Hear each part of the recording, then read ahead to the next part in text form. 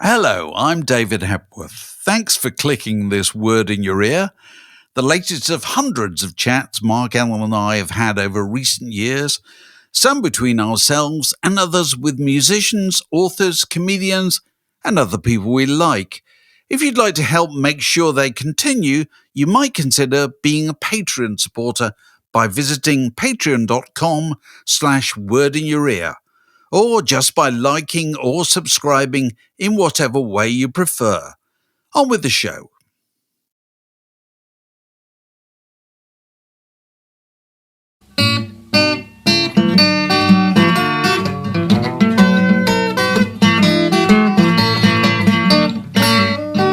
You're listening to a podcast from The Word.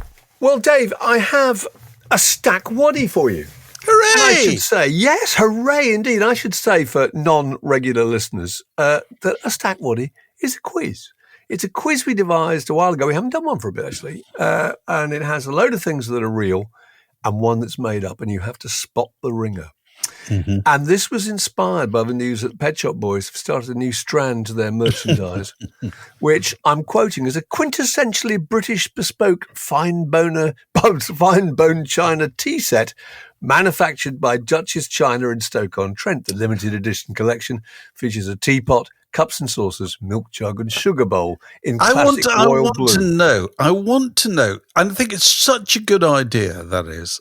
Brilliant. I want to know whether that was thought up by Neil and Chris, or whether some really sharp person in the pottery business approached them and thought this would be a good idea, because it's a really good idea. It's a fantastic idea, and anyone listening should go and have a look at it. You can see pictures of it on the internet, you know, and it's just it's so Noel Coward, you know. It's got their little all their insignia. It's got the bow tie, it's got the conical hats, it's got the little silhouettes, unmistakably the silhouettes of the Pet Shop Boys. It's totally Noel Coward. Just add crumpets and lemon fancies. But anyway, stack waddy, right? Yep.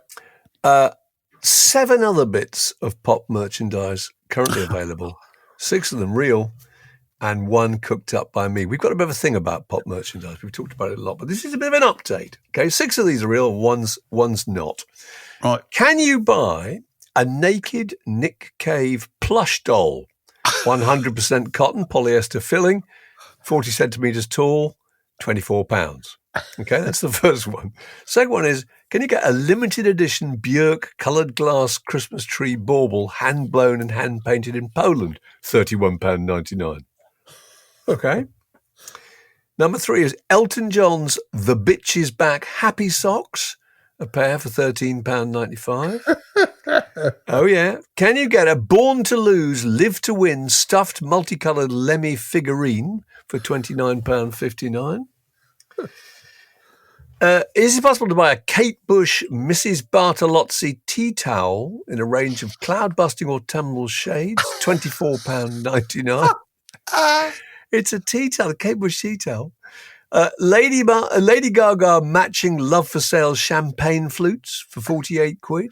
Could they be yours?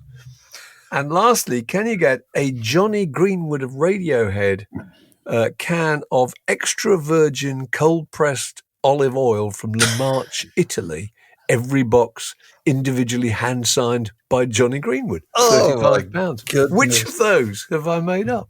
Well, the other 6 are all freely available. I was going to say that the one that seemed to me most like a ringer, because I know how your mind works.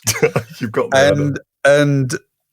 And the tea towel is very rarely very far from your mind. I was going to say the Kate Bush tea towel, but I've actually chickened out of that last, and I'm going to go with the Jonny Greenwood olive oil. Oh, Dave, you're being kind, because you know it's the tea towel.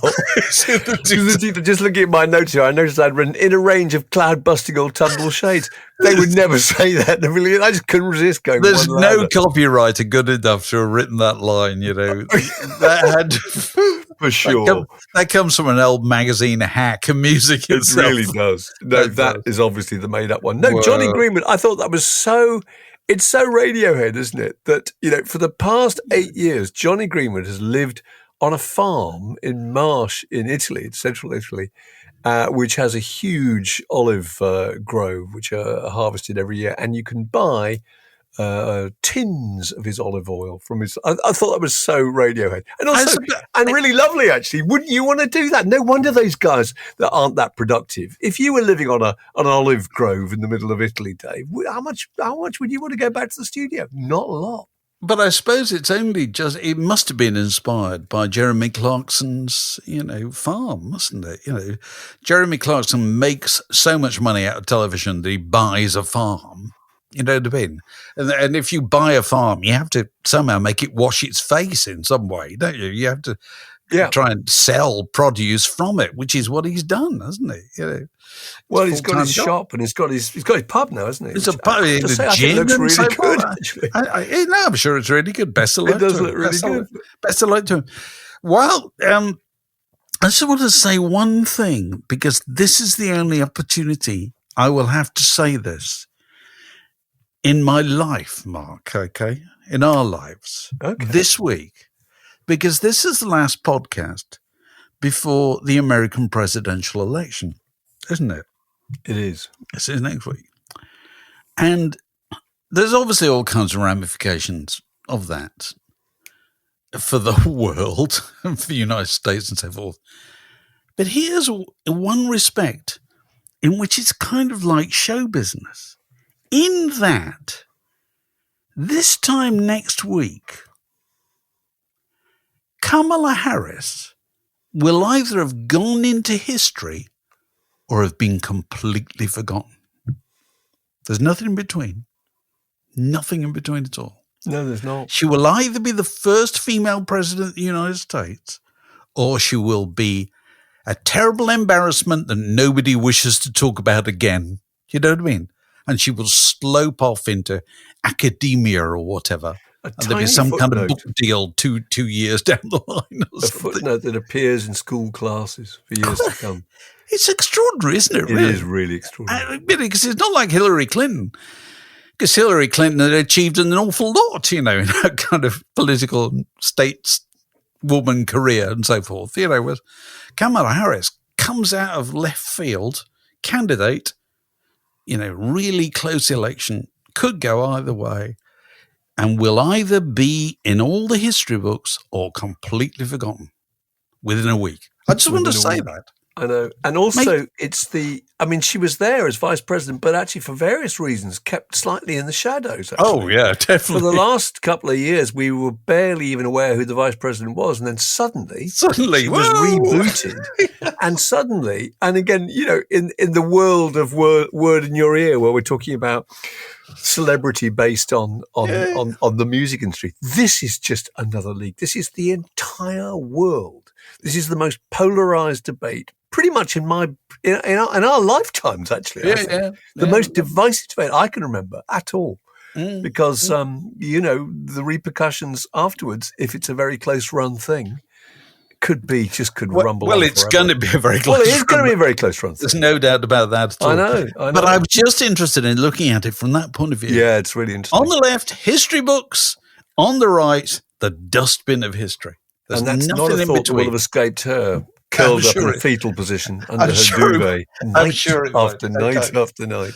Okay, so more pop music after this. The Word Podcast.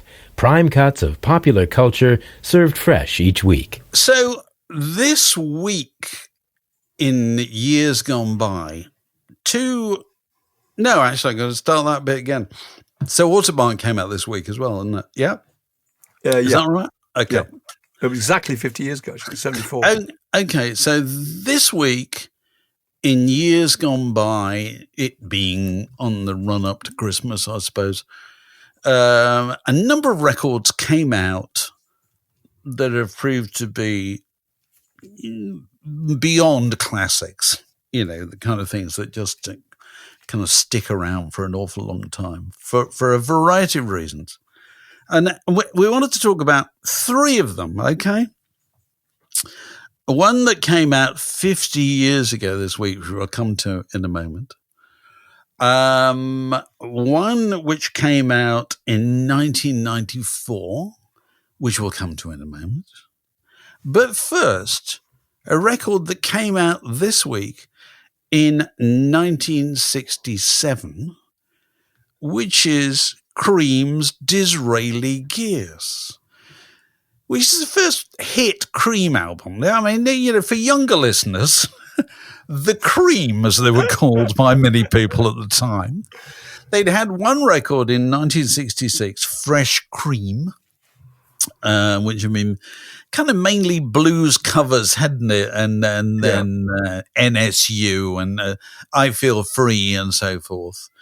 And they'd signed to Robert Stigwood in the UK, but to Atlantic in the United States.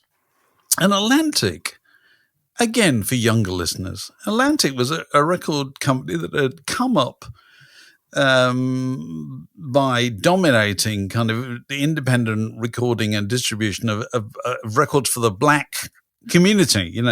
So we're talking about Ray Charles and Big Joe Turner and all that kind of stuff, run by Armitage and Jerry Wexler, these guys. What they knew was, what worked, what got people dancing in the black community and so forth. But Armitage obviously realized that if the company was going to grow, he would have to broaden its base. And that meant getting into people who sold albums. And that meant getting into white rock and roll. And that meant at the time getting some English bands, yes. And so his first one were The Cream, and who of course became Cream. And he was faintly disappointed by the sales of their first album. So he persuaded them that they ought to make their second album in New York. And were they coming to New York? Well, funnily enough, they were coming to New York because they were due to play at a bizarre series of concerts. I don't know if you got this thing that I sent you, Mark. I got it, yeah. So Murray the K, who was the DJ who rode the coattails of the Beatles through their first arrival in the United States and so forth, who was as corny an old DJ as you can possibly imagine. But Murray the K decided he ought to latch on to the kind of the hippification of rock and roll that was taking place in 1967 by launching a series of concerts called Murray the K's Music in the Fifth Dimension. And he put these on. It's snappy, isn't it? He put these on at a theater in New York City.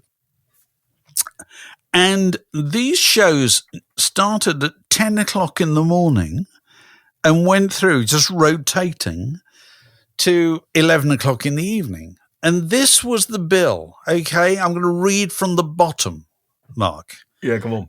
It goes, The Young Rascals, The Blues Magoos, Simon and Garfunkel, Philox, Mandala, The Who, The Cream, The Chicago Loop, Jim and Jean, The Hardly Worth It Players, The Blues Project, Smokey Robinson and the Miracles, Wilson Pickett, and Mitch Ryder. That's the bill. That's your bill. So That's you your stay bill. awake for the entire time. You get to see the Jim and Jean sound like something out of A Mighty Wind. They do really sound like something out of A Mighty Wind. Anyway, I think these shows, there were 27 shows in 9 days that they had to play. Can you imagine what kind of chaos this was backstage? You know what I mean? So Cream had just come off a flight from London, bulleted straight down into Times Square or whatever. Oh, you're on between The Who and the Chicago Loop. You know what I mean? You get to play 2 songs. Oh, all right, Ginger, you can have a drum solo. Simon and Garfunkel and Jim and Jean. Get in absolutely. There. Yeah. And so they, at the end of this mind-boggling series of concerts, they had 3.5 days left before their visa expired. And so Armitage decided 3.5 days, that's more than adequate to make an album. No trouble at all. And he lined up Tom Dowd as the engineer. And Cream turned up at the studio with their massive great amplifiers that they used to use on stage, the Marshall stacks taken to the studio. Tom Dowd couldn't believe it. Anybody had bothered to bring that amount of firepower into a studio. There was no need for that whatsoever. But Armitaticum was around. Felix Pappalardi was around. Eric Clapton, Jack Bruce, Ginger Baker, all eyeing each other with the customary suspicion, And so they all had their totally different ideas of how that record was going to turn out. And nobody got their own way. That Eric thought it should be more blues. Jack thought it should be more jazzy. Armit just wanted a few records that got played on the radio. And Armit thought it was psychedelic hogwash, didn't he? And thought that Eric Clapton should be singing all the songs because Eric Clapton was the leader of the group. Was the leader of the group. All that friction, yeah. Yeah. And so he thought Tales of Brave Ulysses was just nonsense, which he was wrong about. Because the interesting thing is, all of the people all had their own views, and they were all wrong, really, because what resulted was something that didn't satisfy any of them, but really satisfied the market, And so that's the record that Sunshine of Your Love is on. And it's amazing, if you listen to the record, it's still very concise, isn't it? It's all like really short songs. It's like a Cathal pop record, isn't it? Short, they're pop singles, really, aren't they? They are pop singles. And of course, the first track, I think it's the first track, I've got it in front of me, yes I have, was Strange Brew, which started life as a song called Lordy Mama, which is an old blues tune. Buddy Moss song. That's right. Let's be honest, they stole, didn't they? Felix Pappalardi rewrites the lyrics with his wife, Glenn Collins. If you look at the credit on that, there is no mention of Buddy Moss at all. But to be fair, it's like most blues tunes. Did Buddy Moss write it? Maybe. It comes from there's a mist of history. These things emerge from, don't they? But anyway, he took it home to his wife, girlfriend, Gail Collins, and said, can you write some new words for this? And so she quickly, I don't know if it was Halloween, Mark, but she thought, witches, brew, all that kind of stuff. And she wrote this. It's like something out there, the Munsters, the lyrics, and took it back. And Eric Clapton realized, this is a pop song. Okay. And so they did it, and it was a pop song. Of course, it was a huge success. And Sunshine of Your Love was a huge success. And everything about Cream came out of that record, which was not the way anybody thought it was going to go at all. And of course, the PS is that whenever it was, many years later in the early 80s, Gail Collins killed Felix Pappalardi. With a gun that he'd given her as a birthday present. In a bit of a... I know. In a kind of domestic, misunderstanding that can only occur in the home of Felix Pappalardi, I suppose. And so, one more PS that I would add to that. Go on. Is listening to that record again, which I was this morning. Is Mother's Lament, and I do think that's an extraordinary thing. You remember Mother's Lament, and at the end of each night, your they would gather baby has around the gone piano. down the plug hole. Yeah, Jack Bruce would play the piano, and they would sing old pub songs. And they didn't realise they were being recorded. The three of them sit down and sing, Jack playing the piano, and it's kind of, I'm sure everyone remembers it, your baby has gone down the plug hole. Yeah, it's got great lines. It says, one line says was naught but Anne Skellington covered in skin. Not even a skeleton, Anne Skellington covered in skin. If good. Your baby's got it, not lost, but gone before. It's the most amazing thing. I remember hearing it when I was a kid when it came out. And what strikes me now is, what did the world make of that song? It must have just been incomprehensible to the American market, particularly. What language were they singing? What kind of music was it? It was incredible. We just took things like that as they went by, didn't we? Nobody stopped and worried about stuff like that. No, not remotely. I'm looking at the credits. It's credited to traditional arranged by, so that they can no doubt get the publishing, get some credit, get some money out of it. Yeah. So there you go, Disraeli Gears, which, of course, for anybody who doesn't know, why was it called Disraeli Gears, Mark? Oh, because the roadie got the name wrong. He talked about a cycle, wasn't he? A bicycle. He was talking about derailleur gears. Yeah. That used to be the kind of I don't know. You're the bike expert. Yeah, he said what you need on that bike is a big set of Disraeli gears. That is just priceless. That's classic. Happy accidents. The whole thing is just a series of happy accidents. It's brilliant. So that comes out on this week in 1967. A record came out this week in 1994. That's part of the kind of MTV Unplugged series, and I would think, Mark. No, I don't think. I'm going to tell you what's a fact. This record in the Unplugged series is the only Unplugged album that is better than the material that it unplugged, and that is Nirvana's Unplugged. So you're saying the only versions of those Nirvana songs you prefer to the electric ones, as it were? I do. I prefer that. And when you think, and I was listening to it only this morning, and it is, if anything, better than I thought it was, actually. I think it's just an absolutely remarkable sound. It's a remarkable sound. I must admit, I wouldn't say it was better because I love the sound of Nirvana, that kind of fabulous, distorted noise. I hate that. You don't like it. I know. I like it. But I do think it was the best example, I think, of any of the groups that were on there, of showing you that the kernel of those songs, when played with all the kind of bombast of, electric amplification, was in their case these really sweet little melodic tunes they're really lovely little chord sequences. They've got gorgeous little melodies all the way through them. So not only do you realise that things like, Come As You Are these immaculate little songs underneath it all, but also it's the best example of a group giving you some idea of their roots, really, because they did some Meat Puppet songs, didn't they? They did Bowie's Man Who Sold the World, and they did, and I remember this so well, they did a Leadbelly song, didn't they?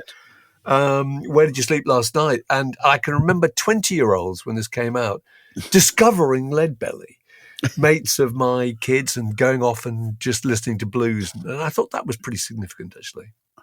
When you think that the format was invented, I think, in 1988, and the idea that it was kind of natural reaction against the video age, so that groups had 10 years of kind of pretending to be pirates or yachtsmen or mountaineers or and pretending to play as well, pretending to actually play instruments which they couldn't play.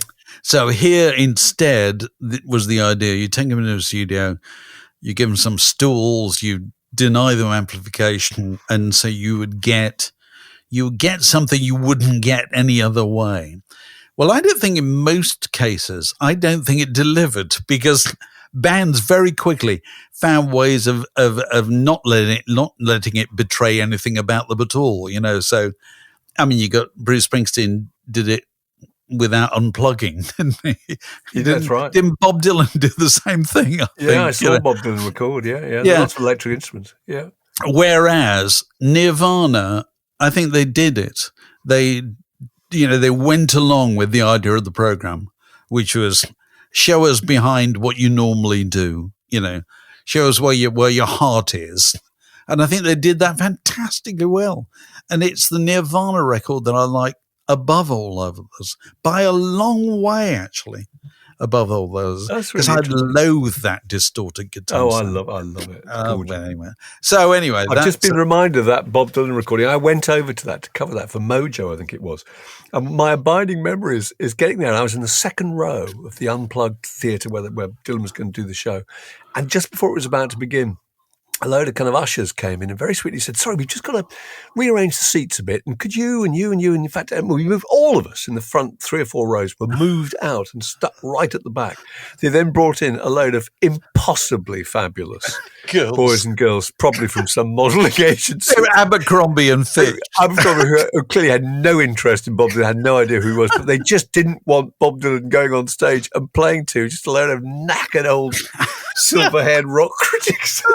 Some beautiful people in the audience. It's a brilliant piece of image mongering I've seen. So good. Yeah. So there you go. But what else was out there? And also, Dave Grohl's drums on that are phenomenal. It has to be said. His drumming, oh my goodness, his little fills, little disco It is fills. brilliant, isn't it? Just fantastic. But the other record we ought to mention is Autobahn, shouldn't we? We should. So that's 50 years ago. Yeah. 50 years ago this week, Kraftwerk's Autobahn came out. And I think I've talked about this before. I was working in a record shop at the time, and it became an obsession, that record. But most of the people I knew thought of it as a comedy record. Yeah, like our conversations about the Ramones. We just couldn't believe it. I remember that too. People just couldn't believe. People were saying, "Is this music?" Really? It hasn't got a bass guitar and it hasn't got anyone playing the drums. But it's no lead solos. It's called Autobahn, and it's monotonous because Autobahns are monotonous. Therefore, that's kind of got to be funny. And I was looking at the chart that it was in. I think the highest point it got to was about 12, I think, or something like that in the UK, which was very good for a krautrock single. I think it was probably the first one that had gone that high in the UK chart. But I think the number one record that week was Whispering Grass by Don Estelle and, what do you call him? Windsor Davis. Windsor Davis. Sing, lovely boy. Sing, lovely boy. Sing lofty. Sing lofty. Yeah. Fine pair of shoulders. Show 'em off. Show 'em off. Yeah. I used to love Windsor Davis. I'm hurting you, boy. I'm standing on the back of your head. It cuts. Mr. Lardy Dog. Lardy Dog Graham. Gloria. Oh, yeah. Yeah. Still makes me laugh. Anyway, they were at number one. And if you've been asked, who was least likely to still be in the charts years later, you would have said Kraftwerk. You would have said there's more chance of Don Estelle having a series of hits and a career than Kraftwerk, because you would have thought they were just a joke. And it's really I remember people saying the main thing about it was machine music, was something slightly chilling about it. Yeah. Something slightly sinister about it, actually. There's something, and if this doesn't sound now slightly racist, but something chilling about it being Germanic as well. I don't know at the time. People were worried about that sort of thing. Yeah. And what people most objected to was that somehow, because this music was produced by machines and people who appeared to look like machines, it was somehow emotionless. And it was also soulless, which I think is really interesting, because you listen to things like Computer Love. I remember when Computer Love came out, I remember thinking, this is the most gorgeous music, But at the time, you were talking about some reviews, weren't you? Which you I dug out some. Keith Ging in the Melody Maker describes it as spineless, emotionless sound with no variety, less taste. For God's sake, keep the robots out of music. Keep the robots out of music. It's fantastic. And Richard Nick Cromlin Kent's one in 1974. Nick Kent said this music is basically boring, brain-belled boring, in fact, to the point where only an even more banal musical form like reggae, which is sweeping statements like reggae, could overtake it and become, in effect, the elitist sound of 1973. Bands like Neu! And Kraftwerk are little more than experimental quacks, occasionally hitting on an intriguing conceptual sequence without bothering to follow through and compound its initial spark. That's from the top of his ivory tower, isn't it? It's unbelievable. John Mendelsohn in Rolling Stone. Not to take anything away from Ralph, Florian Klaus, or even Wolfgang, who are probably really nice geezers once you get to know them, but this is nicht so gut as Walter Carlos, who hadn't been at the top 10 in months and months. Walter Carlos, of course, being later Wendy Carlos, was Switched On Bark. I mean, Absolutely. That's ridiculous. Switched On. It's not as good as Switched On Bark. There was another great review.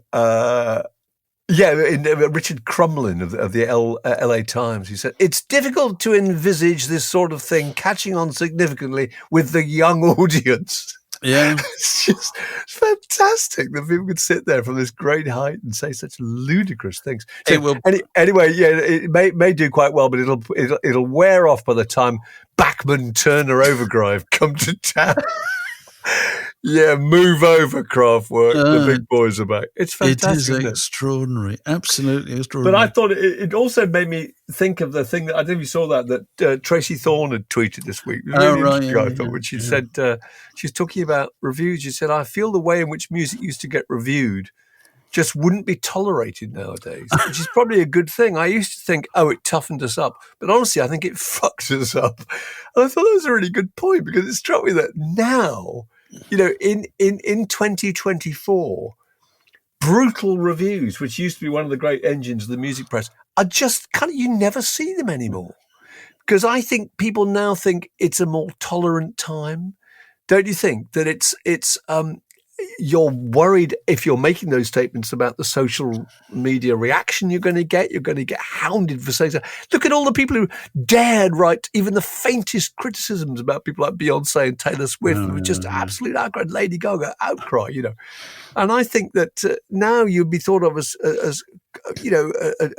cruel and heartless, about hard-working youth trying to establish their identities, spreading a little love and, trying to make a living in a challenging world. And you get duffed up, and it's funny, I can't remember the last time I read a really savage review. Whereas when you and I worked in the music press, they were just engineered a lot of the time, weren't they? The Enemy had a list of people they just didn't like. They didn't like Gary Newman when I was there. They didn't like Genesis. They didn't like Byron Ferrari and the rest of Roxy Music. And they didn't like Queen and loads of others. And, you were very much encouraged to say something unkind about them or say nothing at all. But that was, I think you were. But don't forget, that was a huge part of the appeal of the package for the reader. Readers loved reading slag-off reviews, as long as it wasn't about anybody that they liked. They absolutely loved that. The basic kind of proposition of particularly a weekly music paper, when you stripped away absolutely everything, was this is shit and this is really good. Yeah. That's what brought people back, week in, week out, to feel that their kind of prejudices were being there were no shades in between, really.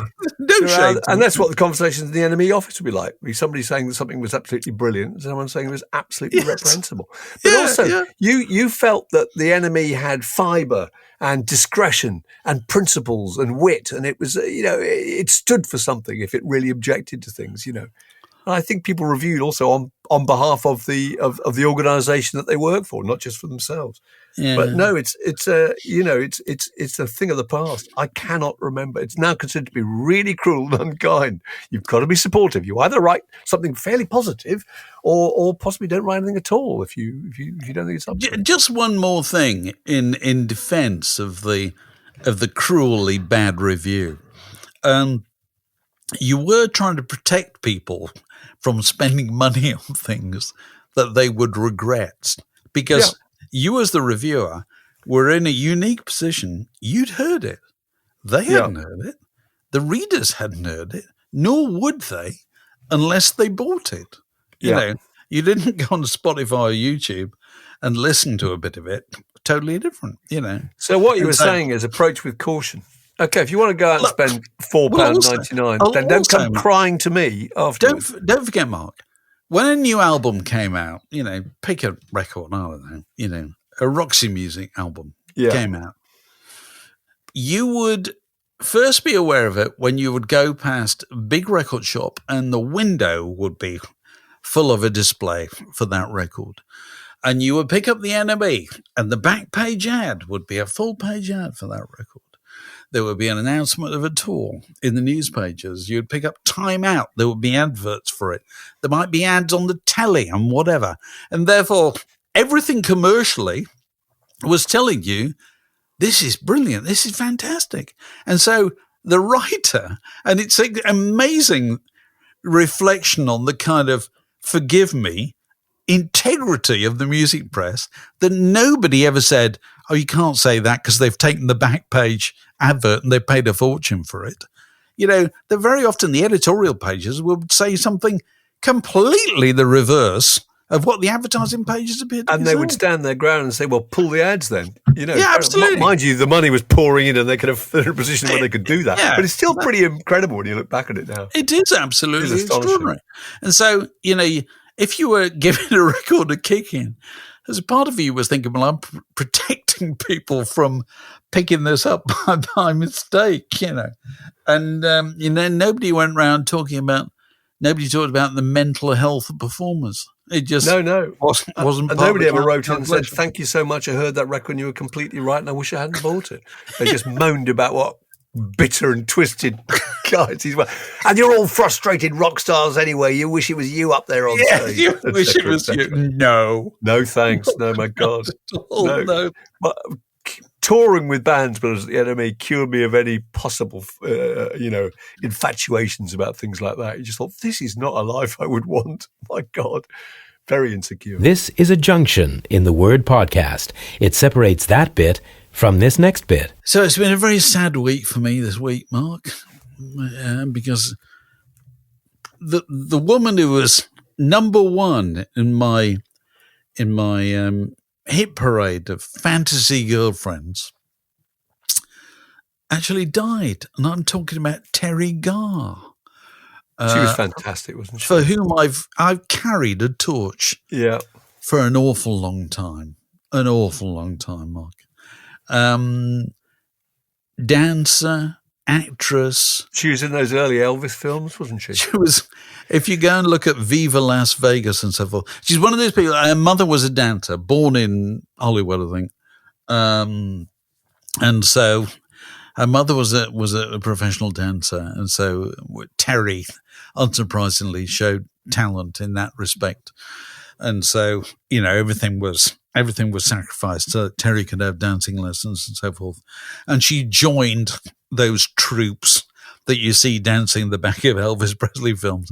She dances alongside Anne Margaret in Viva Las Vegas, you know, all that kind of thing. You know, she did the mashed potato, you know, all those kind She's brilliant. She's in Tootsie, wasn't she? Dusty Holmes. She's also the wife of Roy in Close Encounters. She graduated into kind of straight acting. She plays, the perplexed wife of Richard Dreyfuss in Close Encounters. She plays Dustin Hoffman's friend in Tootsie, which is how he gets into pretending to be a woman in Tootsie, because he decides he's going to go for a part that she does not manage to get. And she's in Young Frankenstein, the Mel Brooks film. Yeah. Which is absolutely wonderful. But she was later in life, well, two things to talk about. One, she was the favorite chat show guest of David Letterman and Johnny Carson. And and all those appearances, of course, they're all on YouTube now. And they got her on there because they look besotted, don't they? She was funny and she was gorgeous, and they were just besotted. You could see it in their eyes. David Letterman obviously thought, you know, I could sit here talking to any standard guest, or I could be talking to Teri Garr. I'm going to talk to Teri Garr. Yeah. I'm just going to look into her eyes, you know. And so for years that she was the favorite guest, and she's absolutely brilliant at it. But I think she points up a fundamental difference, which is between the people you fancied and the people you kind of fell in love with. And the people you kind of fell in love with, you know, are often people who you see in movies and TV series as being part of a relationship. They're part of a couple. And therefore you kind of, that's part of the attraction. You imagine what it'd be like to actually live with them. I used to be besotted by Diane Keaton. I used to think Diane Keaton, you know, because you got an idea of what it would be like to live with Diane Keaton, how incredibly funny that would be. It would be full of all sorts of hilarious scrapes all the time, you know. I felt that a bit about people like Victoria Wood, actually. Courtney Cox in Friends. In fact, Friends is entirely, but the strength of feeling people have about all those 6 characters in Friends is that you see them as fantasy boyfriends and fantasy girlfriends. You see how they live with other people. You really feel you've got to know them. Do you know what I mean? Yeah, you could just imagine that person wandering around, cooking scrambled eggs at 6 o'clock in the morning. So you fantasize about chasing a lobster around the kitchen. Oh yeah. Absolutely. I remember the nation fell in love with Felicity Kendall in The Good Life. And it's partly because you saw Felicity Kendall there wearing Richard Pryor's old jumper, no makeup and gumboots, and it was kind of part of normal life. What was the thing that it's funny, Felicity Kendall, I see her very occasionally. And you know what was the most attractive thing about that Felicity Kendall used to do in The Good Life? Was used to blow her fringe out of her eyes. Yes. Do you remember that? Yes, she did. and the male half of the population just went, oh, I know. So sweet. I know. It's not what people normally think about male sexuality.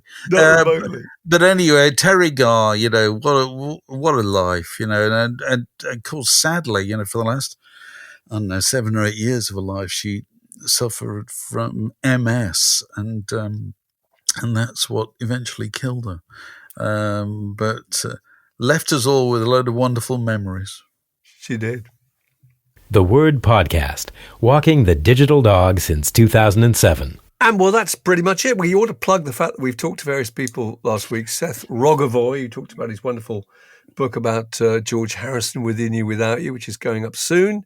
Elliot Mintz's book about John Lennon, and Peter Perrett we talked to the other morning. Peter Perrett are the only ones who was really, really interesting. Very good. And, this is a guy who we'd last kind of seen really in 1978, and he's now back after what at one point was a 35-year hiatus. And it struck us as interesting also that there he was at 9 o'clock in the morning, Dave, wearing a pair of dark glasses. Of course, and there are a certain number of pop stars that we cannot imagine because they've pretty much never been seen without them, without shades. And they are Ian Hunter, Bono, Slash, Jeff Lynne, Joey Ramone, and Billy Gibbons. There's probably more. If you could do any more, write in and tell us. But those ones are just, it's part of their absolute signature that they cannot step outdoors, go to the corner shop and buy a pint of milk without a pair of shades on, because they're not the person that they're meant to be. Yeah. So all that stuff is either out there already or on its way to you. And once again, if you want to be sure that you don't miss any of this fantastic cornucopia of information and entertainment, the one way to do it is to sign on as a Patreon supporter.